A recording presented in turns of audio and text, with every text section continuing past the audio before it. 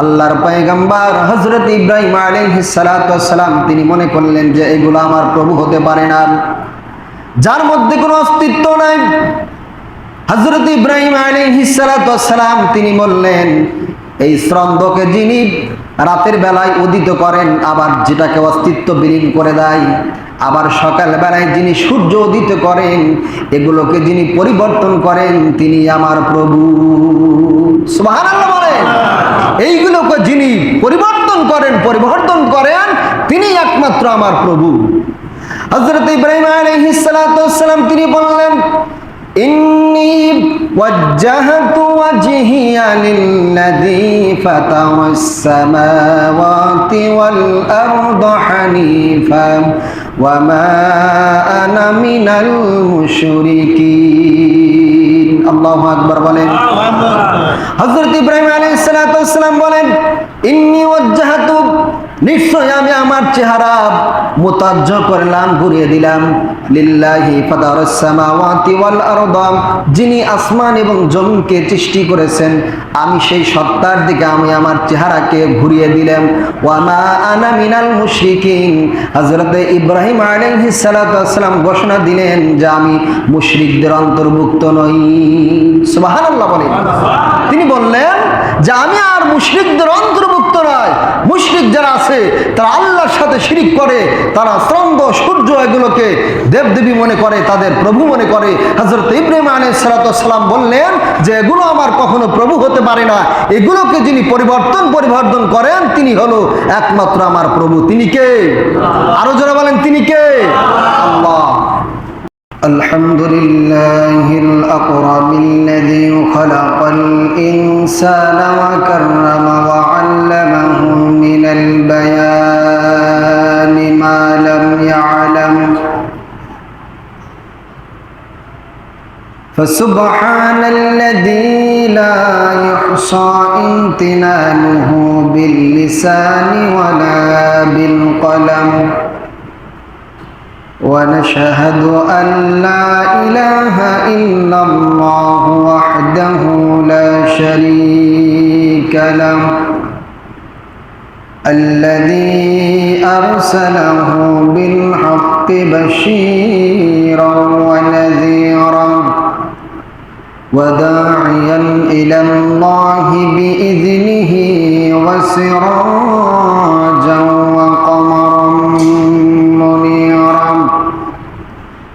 فقد قال الله تعالى في كلامه المجيد وفي الفرقانه الحميد সবাই বলুন আউযু বিল্লাহি মিনাশ শাইতানির রাজীম বিসমিল্লাহির রাহমানির রাহিম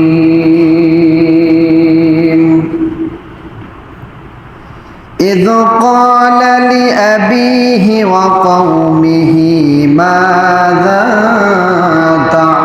تعبدون وقال رسول الله صلى الله عليه وسلم بلغوا عني ولو آية وقال الله تعالى إن الله وملائكته يصلون على النبي يا أيها الذين آمنوا صلوا عليه وسلموا تسليما সকলে মোহাব্বতের সঙ্গে দরুদ ইব্রাহিম পড়ি আল্লাহুম্মা সাল্লি আলা মুহাম্মাদিন ওয়া আলা আলি মুহাম্মাদ কামা সাল্লাইতা আলা ইব্রাহিম ওয়া আলা আলি ইব্রাহিম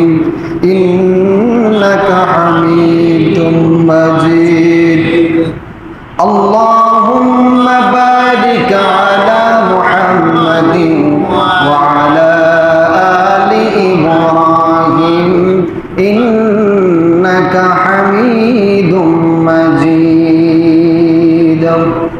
আলহামদুলিল্লাহ,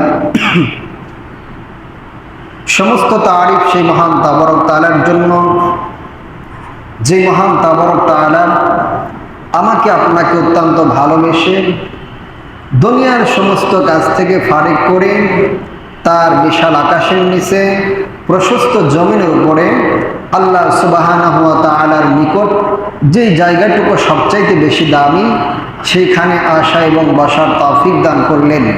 এই জন্য আমরা সকলে খুশি না বাজার, কম না বেশি? তাহলে সকলেই প্রাণ উজাড় করে আকাশ বাতাসকে মুখরিত করে সেই মহান তাবারক তাআলার শুকরিয়া আদায় করছি। আলহামদুলিল্লাহ। আরো জোরে বলে আলহামদুলিল্লাহ।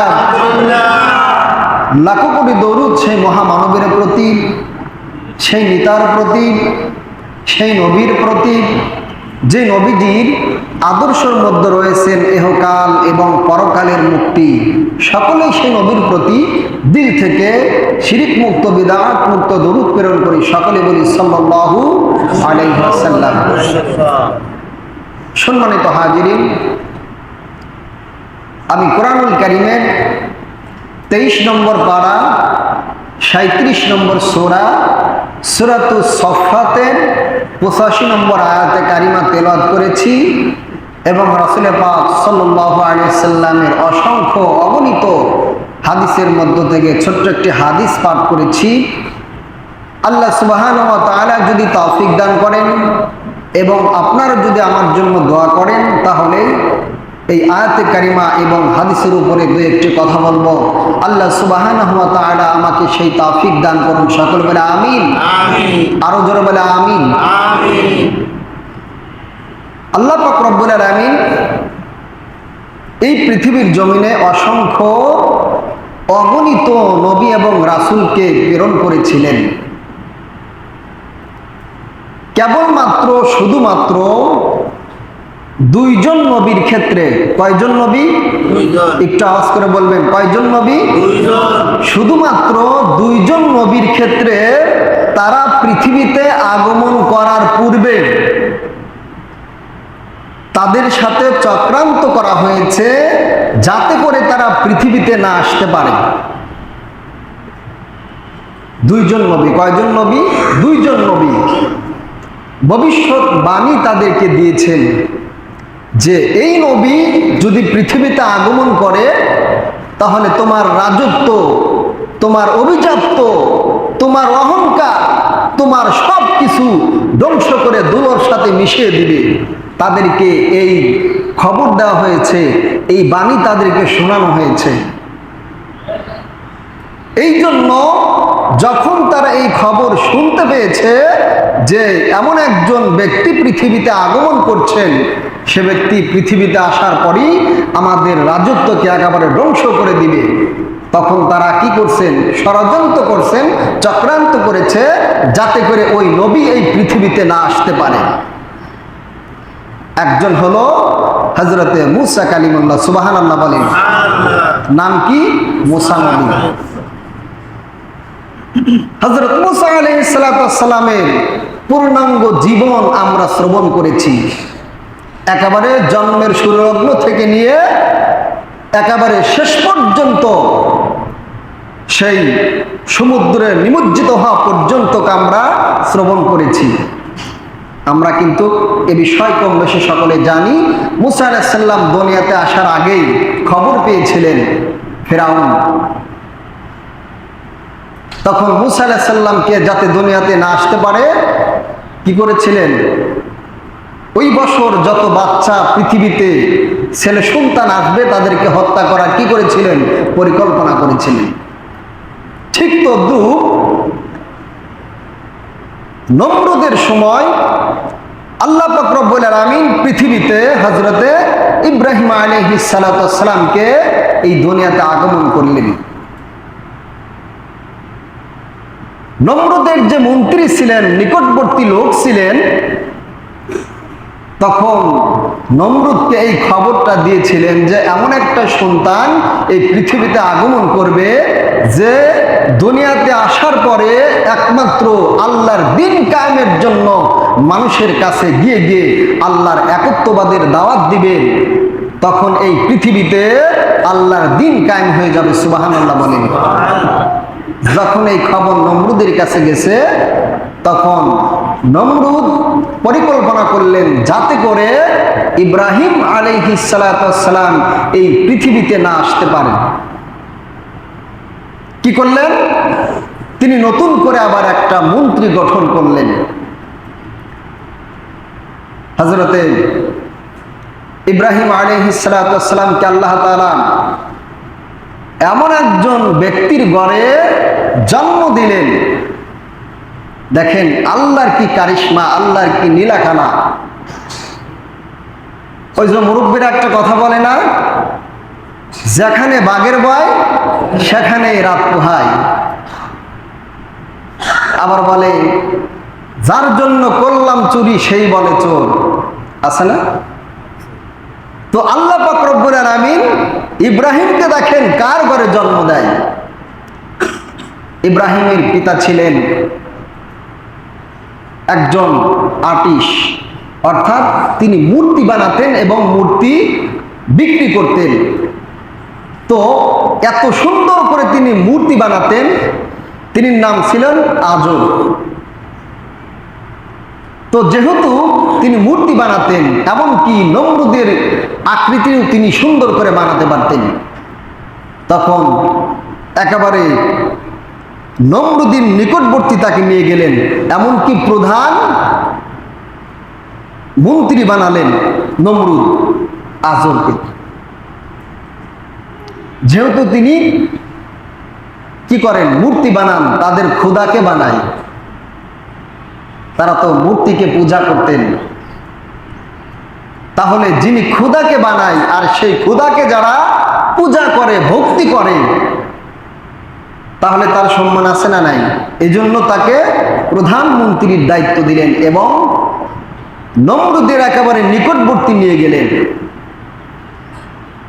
তো আল্লাহ পাক রব্বুল আলামিন ওই আজরের ঘরে হযরত ইব্রাহিম আলাইহিস সালামকে জন্ম দিলেন। সুবহানাল্লাহ। ইব্রাহিম আলাইহিস সালাম যে দেশে জন্মগ্রহণ করেছেন সেই দেশটার নাম হলো ইরাক। কোথায়?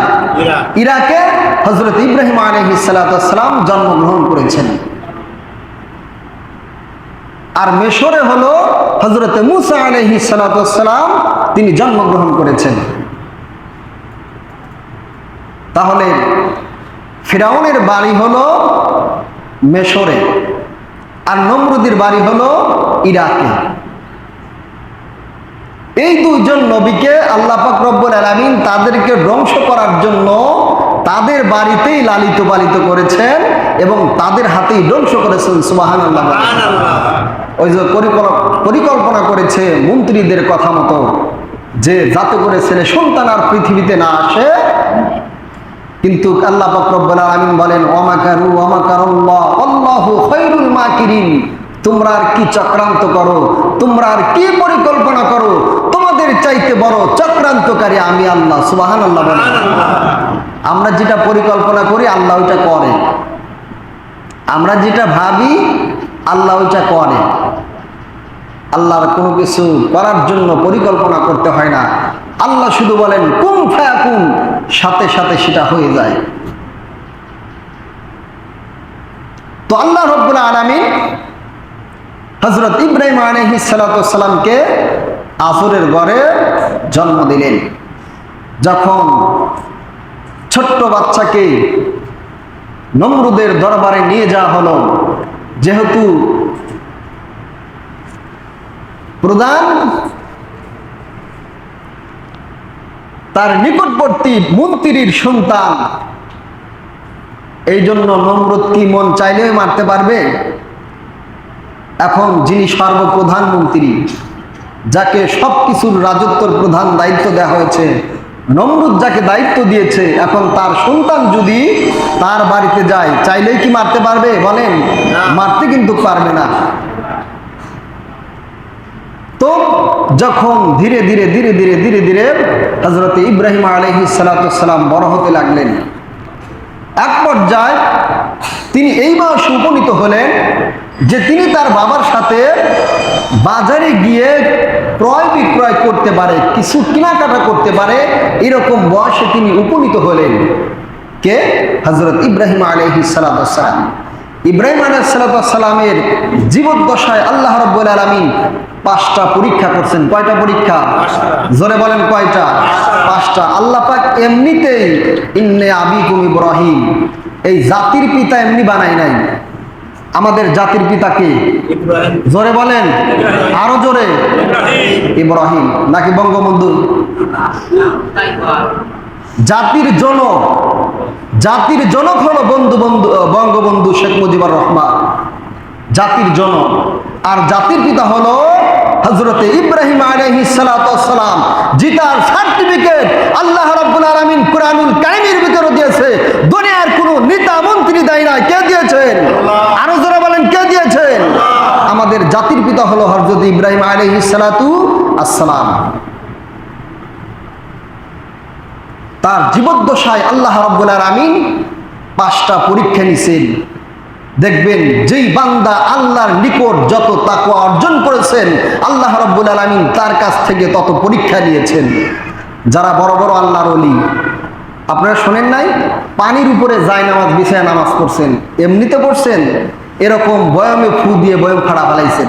আপনি দেন, আপনি পারবো? তারা আল্লাহর কাছ থেকে নৈকট্য অর্জন করেছেন। যে যত আল্লাহর নিকটবর্তী হয়েছেন, সে তত পরীক্ষার সম্মুখীন হয়েছেন।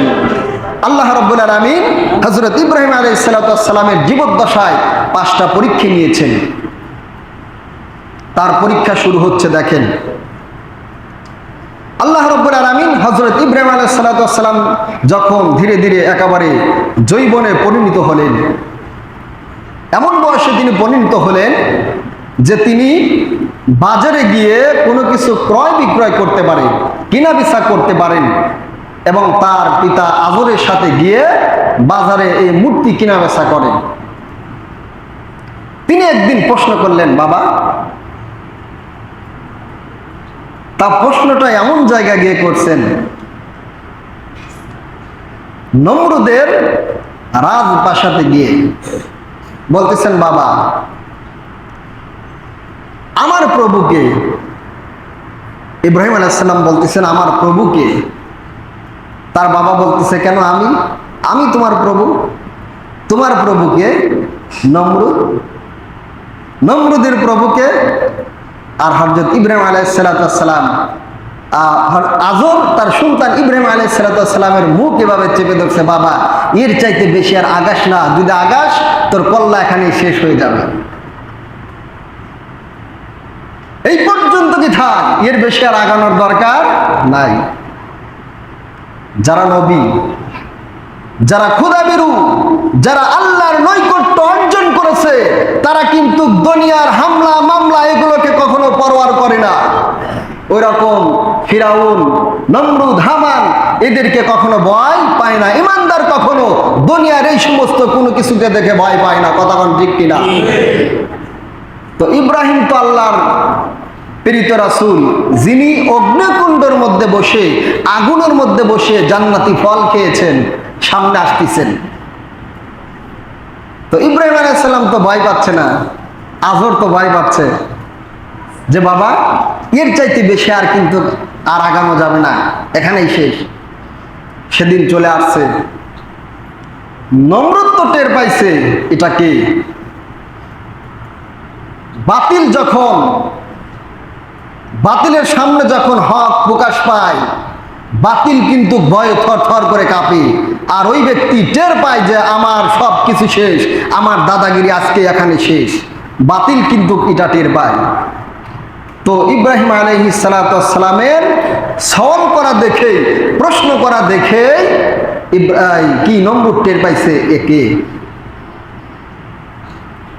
তখন বাড়িতে আসার পরে ইব্রাহিম আলাইহিস সালামের পিতা আজর তিনি একটু অসুস্থ বোধ করলেন এবং বললেন, বাবা আমি যেই মূর্তিগুলো বানাইছি, আমাদের যেই প্রভুগুলোকে বানাইছি, খোদাকে বানাইছি, এগুলোকে তুমি বাজারে নিয়ে একটু বিক্রয় করে আসো। তখন হযরত ইব্রাহিম আলাইহিস সালাতু ওয়াস সালাম বাজারে নিয়ে যাচ্ছেন বিক্রয় করার জন্য। তাফসীরের মধ্যে আসছেন, রাস্তার মধ্যে নিয়ে, পানির ভিতরে কালানের মধ্যে নিয়ে, দরিয়ার মধ্যে নিয়ে মূর্তিগুলোকে চুবাইছে। এখন মূর্তি তো বানাইছে মাটি দিয়ে, মাটি দিয়ে না, মাটি দিয়ে বানানো হয়েছে। তখন ওই একটার ঘাড় খুলে গেছে, একটার মাথা খুলে গেছে, একটার হাত খুলে গেছে। ওই মূর্তি নিবে? বলেন নিবে? নিবে না। একটাও বিক্রি করতে পারে নাই, বাড়িতে নিয়ে আসছে যে বাবা এই অবস্থা কে? বলে আব্বা গোসল করাইছি। তো হযরত ইব্রাহিম আলাইহিস সালাতু ওয়াস সালাম এভাবে ধীরে ধীরে ধীরে ধীরে তিনি বড় হতে লাগলেন। তিনি যখন যৌবন বয়সে পরিণত হলেন, তখন হযরত ইব্রাহিম আলাইহিস সালাতু ওয়াস সালাম তার বাবাকে বললেন যে বাবা সত্যি করে বলো তো দেখি, আমাদের প্রভুকে কি আমাদেরকে সৃষ্টি করেছে? তুমি যেই মূর্তিগুলোকে বানাও, যে খোদাগুলোকে বানাও, এরা তো কখনো নিজেদের উপকার করতে পারেই না, আবার এমন কি মানুষের উপকার করতেও পারে না, নিজেদের উপকারও করতে পারে না, মানুষের উপকারও করতে পারে না। যারা নিজেদের উপকার করতে পারে না, তারা কি কখনো মানুষের উপকার করতে পারে? আপনারা বলেন পারে? এখন কোনো মূর্তির গায়ে যদি মশা মাছি এগুলো পড়ে, সে কি তাড়াইতে পারে? ইব্রাহিম আলাইহিস সালাতু ওয়াস সালাম এ কথাই বলতেছেন। তখন আজর পড়ে গেছে বেকায়দায়। এদিকে তিনি প্রধানমন্ত্রীর দায়িত্ব পেয়েছেন নমরুদের নিকট থেকে। তার সন্তান যদি এই ধরনের কথা বলে, তো অবস্থা তো খারাপ। অন্যান্য লোকগুলো নমরুদের কাছে গিয়ে এরকম ভাবে নালিশ করা শুরু করে দিল যে আপনার প্রধান মন্ত্রীর সন্তান ইব্রাহিম কিন্তু এই ধরনের কাজ করতেছেন, আমাদের খোদার সাথে, আমাদের প্রভুর সাথে বেয়াদবি করতেছেন। তখন ইব্রাহিম আলাইহিস সালাতু ওয়াস সালাম এক পর্যায়ে নমরুদকে আল্লাহর কি দিলেন, দাওয়াত দেওয়া শুরু করলেন। নমরুদের তো মাথায় একেবারে হিট হয়ে গেল, কি ব্যাপার যে এক আল্লাহর দাওয়াত দেয়, সে আল্লাহ কি? তখন ইব্রাহিম আলাইহিস সালাতু ওয়াস সালাম বললেন, যিনি আমাকে সৃষ্টি করেছেন এবং তোমাদেরকেও সৃষ্টি করেছেন একমাত্র এই দুনিয়ায়, তারই দিন কায়েম, তার ইবাদত চলবে, অন্য কারো দেবদাদির কোনো ইবাদত চলবে না। তখন নমরুদ ইব্রাহিমকে বলতেছেন, তোমার আল্লাহ কি করতে পারে? তখন হযরত ইব্রাহিম আলাইহিস সালাতু ওয়াস সালাম বলতেছেন, আমার আল্লাহ ইচ্ছা করলে কাউকেও মেরেও ফেলে দিতে পারে, আবার কাউকে বাঁচিয়েও দিতে পারে। তখন নমরুদ কি করলো, কয়েকখানা থেকে দুইজনকে বের করে নিয়ে আসলো, ধরে নিয়ে আসলো, এসে হযরত ইব্রাহিম আলাইহিস সালাতু ওয়াস সালামের সামনে একজনকে হত্যা করলো আর একজনকে ছেড়ে দিল। নমরুদ বলতেছেন, তোমার আল্লাহ যেরকম মানুষকে জীবিতও করতে পারে, আবার প্রাণেও বেঁচে দিতে পারে, তাকে ছেড়েও দিতে পারে, আমি পারলাম, তাহলে আমি আর তোমার আল্লাহ সমান। নাউজুবিল্লাহ বলেন। তিনি বলেছিলেন আনা রব্বুকুমুল আলা, আমি সবচাইতে বড় খোদা। নাউজুবিল্লাহ বলেন। যে যত আল্লাহর সাথে জুলুম করবে, আল্লাহর ইজ্জতের মধ্যে যে যত আঘাত করবে, আল্লাহ পাক রব্বুল আলামিন তাকে এই পৃথিবীতে সবচাইতে কষ্ট দিয়ে দুনিয়া থেকে বিদায় করবেন। এটা কার ঘোষণা? বলেন কার ঘোষণা? ফিরাউন ঘোষণা করছিলেন না যে আমুক বড় প্রভু? ফিরাউনকে আল্লাহ তাআলা পৃথিবীর মধ্যে সমুদ্রের ভিতরে, পানির ভিতরে চিপিয়ে চিপিয়ে হত্যা করছেন। এমনভাবে হত্যা করছেন আজও পর্যন্ত তার দেহটাকে, তার শরীরটাকে আল্লাহ রাব্বুল আলামিন অক্ষত রেখে দিয়েছেন। এবং আল্লাহ বলেছেন যে তোমরা এই পাপিষ্ঠ লোকদেরকে দেখে তোমরা নসিহত গ্রহণ করো। দেখেন কত শো বছর আগেকার কথা। ফিরাউনের মমি মিশরের জাদুঘরের মধ্যে এখনো সংরক্ষিত আছে। ফিরাউন এত ঘৃণিত একজন ব্যক্তি ছিলেন, এত বড় সন্ত্রাস ছিলেন। এই ফিরাউনের মতো আর নমরুদের মতো এত বড় সন্ত্রাস আর পৃথিবীতে কেউ কোনো ছিল না, আর কখনো আসবেও না। তখন হযরতে ইব্রাহিম আলাইহিস সালাম বললেন যে ঠিক আছে, তাহলে তুমি যাকে হত্যা করলে তাকে জীবিত করে দেখাও। আর পারছে না, আর নমরুদিটা পারছে না। তখন নমরুদের তো মাথা গরম হয়ে গেছে যে ইব্রাহিমকে কিভাবে খুন করা যায়, ধ্বংস করা যায়। ইব্রাহিম এভাবে ধীরে ধীরে ধীরে ধীরে যখন আল্লাহর পরিচয় পাইলেন, এদিকে তিনি সব সময় চিন্তায় থাকেন যে আমার প্রভুকে। আমার বাবা বলল যে তোমার প্রভু আমি, আমার প্রভু বাবা, আমার বাবার প্রভু হলো নমরুদ, তাহলে নমরুদের প্রভুকে। ইব্রাহিম আলাইহিস সালাম এভাবে চিন্তায় মগ্ন আছেন। তখন হযরত ইব্রাহিম আলাইহিস সালাম চিন্তা করতে করতে তিনি সূর্যের দিকে তাকালেন। তিনি মনে করলেন যে এই চাঁদ আমার প্রভু।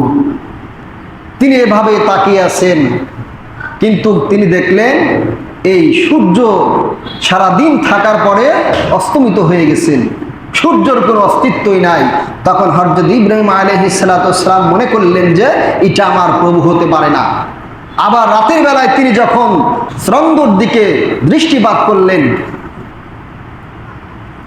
তখন সারা রাত তিনি ওই চন্দ্রের দিকে তাকিয়ে আছেন। যখন সকাল হয়ে গেল, তখন তিনি মনে করলেন এই চন্দ্র আমার প্রভু হতে পারে না। তিনি সূর্যের দিকে মুতাওয়াজ্জহ হয়েছেন, চন্দ্রের দিকে মুতাওয়াজ্জহ হয়েছেন, চাঁদের দিকে মুতাওয়াজ্জহ হয়েছেন, কিন্তু সবকিছুর অস্তিত্ব শেষ হয়ে গেছে। তখন হযরত ইব্রাহিম আলাইহিস সালাম তিনি মনে করলেন যে না, যেগুলোর কোনো অস্তিত্বই নাই সেগুলো আমার প্রভু হতে পারে না। যখন তিনি আল্লাহর পরিচয় খুঁজে পেলেন, তখন হযরত ইব্রাহিম আলাইহিস সালাম তিনি তার পবিত্র জবান থেকে ঘোষণা দিলেন। কি ঘোষণা দিলেন? আসুন আমরা কোরআনুল কারীম থেকে শ্রবণ করে আসি। হযরত ইব্রাহিম আলাইহিস সালাম যখন সূর্যের মধ্যে আল্লাহকে খুঁজে পেলেন না, যখন চন্দ্রের ভিতরে আল্লাহ রাব্বুল আলামিনকে খুঁজে পেলেন না, সূর্যের অস্তিত্ব বিলীন হয়ে যায়। চন্দ্রের অস্তিত্ব যখন বিলীন হয়ে গেল, যখন শেষ হয়ে গেল, আল্লাহর পয়গম্বর হযরত ইব্রাহিম আলাইহিস সালাম তিনি মনে করলেন যে এগুলো আমার প্রভু হতে পারে না, যার মধ্যে কোনো অস্তিত্ব নাই।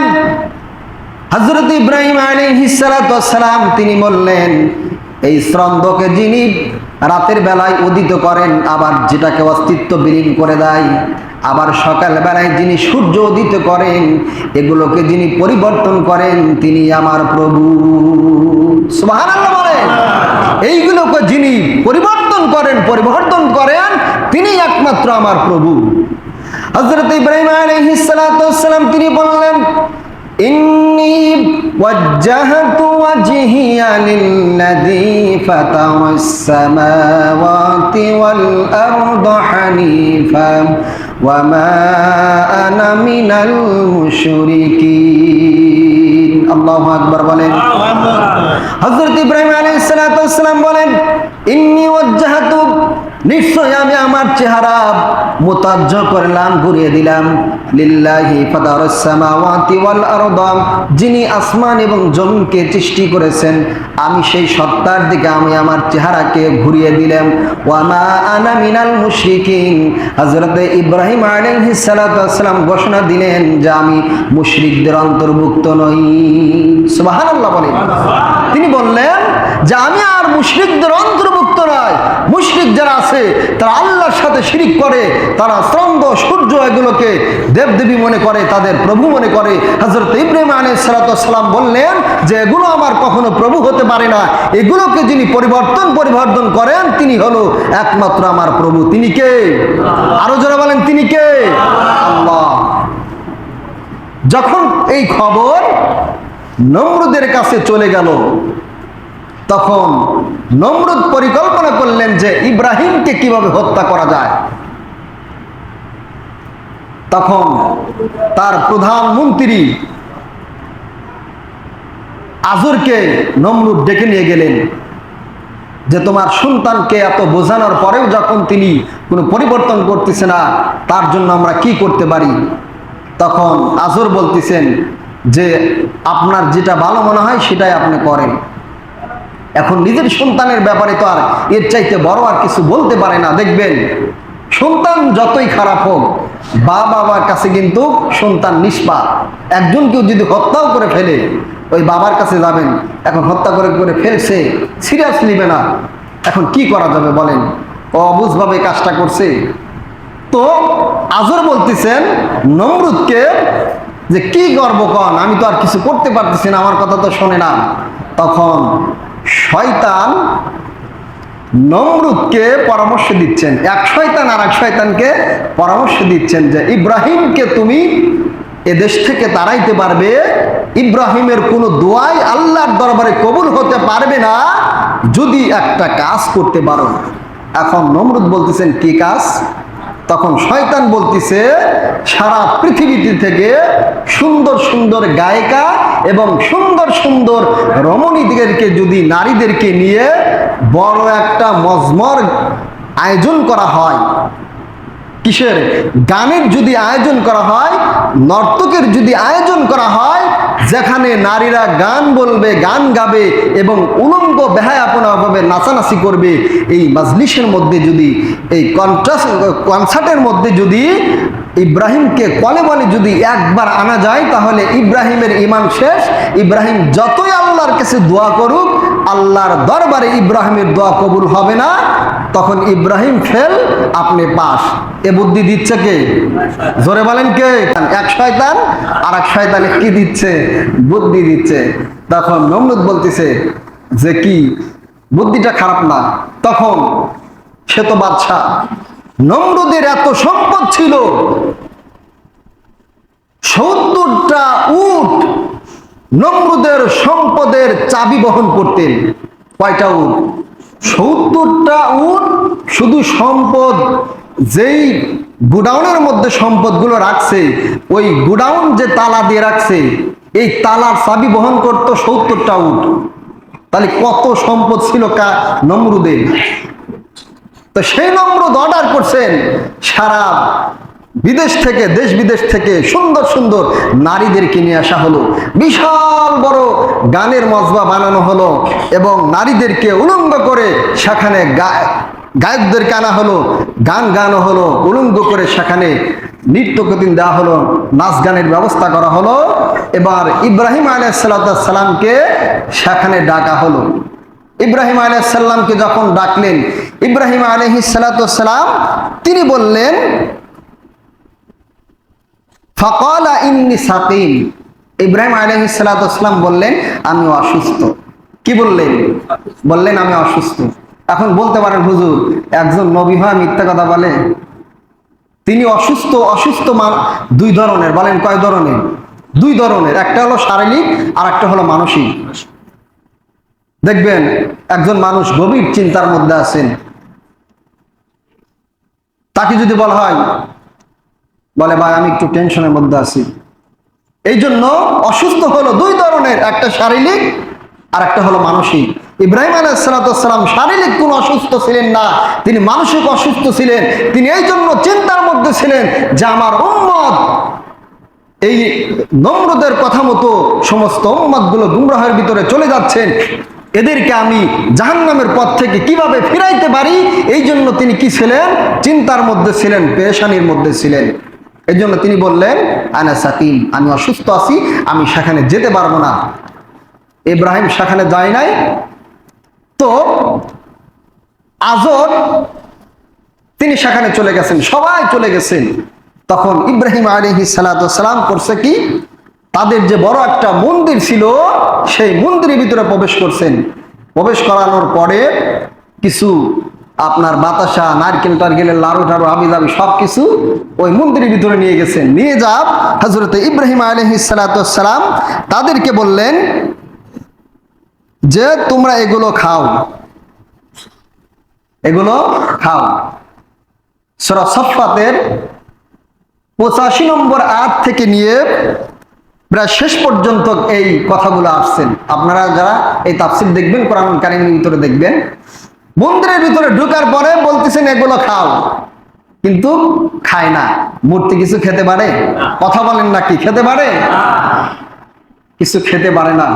ইব্রাহিম আলাইহিস সালাম ডান হাতে একটা কোরআন নিলেন, একটা লাঠি নিলেন, নেওয়ার পরে তাদেরকে এত জোরে প্রহার করলেন, একটার হাত ভাঙছে, একটার পা ভাঙছে, একটার ঘাড় মার ভাঙে থুইয়া ওই মন্দিরের ভিতরে যেটা সবচেয়ে বড় মূর্তি ছিল ওইটার কাঁধের সাথে কোরালটা বাজা বের হয়েছে। এখন ওদিকে তো নমরুদ সারা দেশের লোকজন নিয়ে গানের আয়োজন করে, মদ টক নিয়ে, নারী নিয়ে ফুর্তিতে সেই কনসার্ট শুরু করে দিছে। আর এদিকে ইব্রাহিম আলাইহিস সালাম মন্দিরের ভিতরে যা মূর্তিগুলো সবকিছু ভেঙে ফেলছেন। সুবহানাল্লাহ বলেন। সবকিছু ভেঙে তছনছ করে ফেলছেন। এখন তারা সকলেই পরের দিন আসার পরে দেখেন, এখন যখন তারা তাদের প্রভুর কাছে গেছে, পূজা করতে গেছেন, যা দেখেন একটা প্রভুর হাত ভাঙা, আর একটার কান ভাঙা, আর একটার মাথা নাই, বড় যেটা ওইটার কাঁধের সাথে কোরাল বাজানো আছে। এখন কে কার দোষ দিবে? যখন নমরুদের কাছে খবর গেল, তখন নমরুদ বলতেছে, কি আমরা তো সব ওখানেই ছিলাম। ওখানে ছিল না কে? কই ইব্রাহিম। কই যার জন্য এত কিছু করলাম, এত আয়োজন করলাম, দেশ বিদেশ থেকে এত সুন্দর নারী নিয়ে আসলাম, আর সেই অনুষ্ঠানের মধ্যে ইব্রাহিম যায় নাই? নমরুদ বলতেছে, যার জন্য এত কিছু করলাম সে সেখানে যায় নাই? বলে না। তাহলে এগুলো করলো কে? ইব্রাহিমকে ডাকো। ইব্রাহিমকে ডাকলেন। ইব্রাহিম আলাইহিস সালাম বলতেছেন, আমি কি করে বলবো? ওখানে যারা আছে তাদেরকে জিজ্ঞাসা করো, তাদেরকে কে মারছে। নমরুদকে বলতেছেন, তার পিতা আজরকে বলতেছেন যে ওখানে যারা আছে তাদেরকে জিজ্ঞাসা করো, তাই তো বলে দেয়। এখন আজর আর নমরুদ বলতেছেন, এরা কি কথা বলতে পারে? তখন ইব্রাহিম আলাইহিস সালাম এই কথা যখন বললেন, এরা কি কথা বলতে পারে, তখন ইব্রাহিম আলাইহিস সালাম বললেন, إذ قال لأبيه وقومه ماذا تعبدون, যখন তার পিতা এ কথা বললেন যে তারা কি কথা বলতে পারে, ইব্রাহিম আলাইহিস সালাম তার পিতা আজরকে বললেন এবং তার সম্প্রদায়কে বললেন যে তোমরা যার ইবাদত করো তারা তো কথা বলতে পারে না, কেন তার তোমরা ইবাদত করো?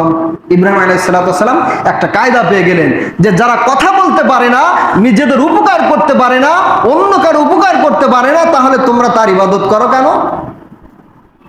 তাদের এই হাল কে করছে তাদেরকে জিজ্ঞাসা করো।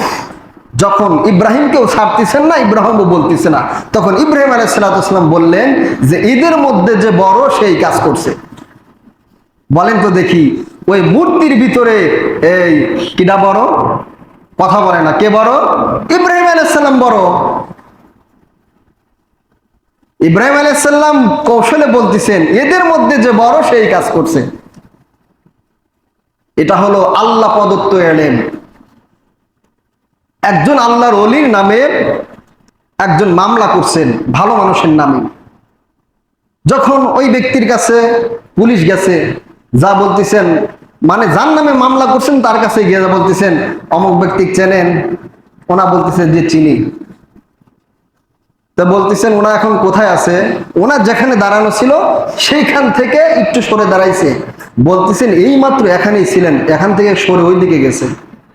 ওনারা চলে গেছে, ওনারা এখান থেকে চলে গেছে। এটা হলো ইলমের পিছনে হলো হেলেম, মানে আউট জ্ঞান। আল্লাহ পাক রব্বুল আলামিন নবীদেরকে এরকম প্রযোজ্য ইলম দিয়েছেন। সম্মানিত হাজিরিন, সময় সংকীর্ণ, বাদ বাকি কথাগুলো আমরা আগামী জুমাতে আলোচনা করব। আল্লাহ পাক রব্বুল আলামিন আমাদেরকে সেই তৌফিক দান করুন। সকল বলে আমিন। ওয়া আখিরু দাওয়ানা আলহামদুলিল্লাহি রাব্বিল আলামিন। আসসালামু আলাইকুম ওয়া রাহমাতুল্লাহ। যারা সুন্নাত পড়ে নাই তারা সুন্নাত পড়ে নেই।